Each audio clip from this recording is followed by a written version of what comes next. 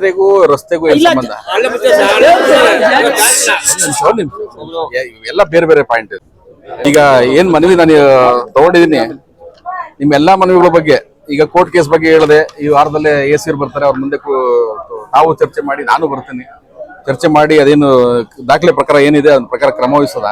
ಇನ್ ಮಿಕ್ಕಿದ ಏನ್ ಮನವಿಗಳಿದೆ 21 ಹಳೆಯವಾದ್ರಿಂದ ಆ ಫೈಲ್ ಹುಡುಕ್ಸ್ಬಿಟ್ಟು ಪರಿಶೀಲನೆ ಮಾಡೋಣ ಏನ್ ಮಾಡಿದ್ದಾರೆ ಅಂತ.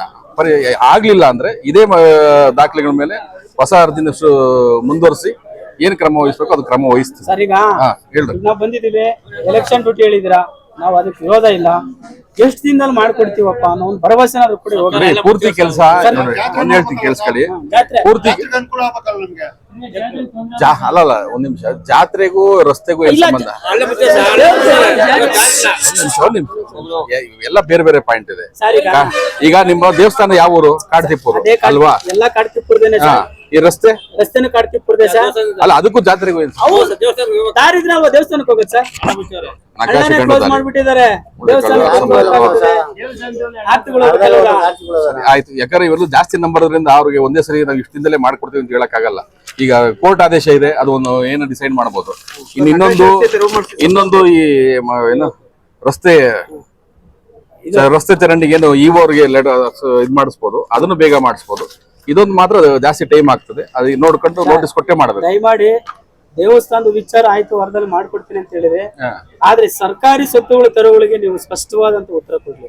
ಅಲ್ಲ, ಸರ್ಕಾರಿ ಜಮೀನು ಯಾವ್ದು ತೆರವು? ಗುಳ್ತೋಪು, ರಸ್ತೆ, ಇವೆಲ್ಲ ಒಂದು ಅರ್ಜಿಯನ್ನು ಕೊಟ್ಟರೆ ವಿತ್ತಿನ ಒಂದು ವಾರದಲ್ಲಿ, ಸಕಾಲದಲ್ಲಿ ಬಂದ್ರೆ 30 ದಿನದಲ್ಲಿ ನೀವು ತೆರವು ಮಾಡ್ಕೊಡಿಸ್ಬೇಕು. 4 ವರ್ಷ ಇದೆ ಅಂತ ತಾವೇ ಹೇಳಿದ್ರಿ. ಅರ್ಜಿ ನೋಡಿದ್ರಿ 21 ಕೊಟ್ಟಿರೋದು. ಇನ್ನೊಂದ್ಸಲ ಅರ್ಜಿ ಅಲ್ಲ, ಅವ್ರು ಏನ್ ಮಾಡಿದಾರೆ ಅರ್ಜಿನೇ ಕೊಡೋದು. ನೋಡ್ಬಿಟ್ಟು ನಿಮ್ಗೆ ಉತ್ತರ ಹೇಳ್ತೀವಿ. ನೋಡ್ಬಿಟ್ಟು ಉತ್ತರ ಹೇಳ್ತೀವಿ. ನೋಡದಲ್ಲ ಸುಮ್ನೆ ಹೇಳಕ್ ಆಗಲ್ಲ. ಇವ್ರು ಏನ್ ಮಾಡಿದಾರೆ ನೋಡೋಣ. ಇವ್ರ ಹಳೆ ಫೈಲ್ ಇಲ್ಲ ಅಂದ್ರೆ ಹೊಸ ಫೈಲ್ ಇದೇ ಜೆರಾಕ್ಸ್ ಮೇಲೆ ಹೊಸ ಫೈಲ್ ಬಿಲ್ಡ್ ಮಾಡಿ ಏನ್ ಮಾಡ್ಬೇಕು ಮಾಡೋಣ. ಈ ವಾರದಲ್ಲಿ ಇಷ್ಟಕ್ಕೂ ಪ್ರಾರಂಭ ಮಾಡಿಸ್ತೀನಿ. ಈ ವಾರದಲ್ಲಿ ಕೆಲಸ ಆಯ್ತದೆ ಅಂತ ಹೇಳಿಲ್ಲ, ಪ್ರಾರಂಭ ಅಂತೂ ಮಾಡಿಸ್ತೀನಿ.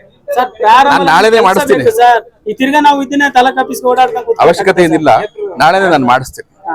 ನಿಮ್ದು ಇದ್ರಲ್ಲಿ ಫೋನ್ ನಂಬರ್ ಅಥವಾ ನಿಮ್ಗೆ ಯಾರಿಗೆ ಕಮ್ಯುನಿಕೇಟ್ ಮಾಡ್ಬೇಕು ಅನ್ನೋದು ಹೇಳಿ.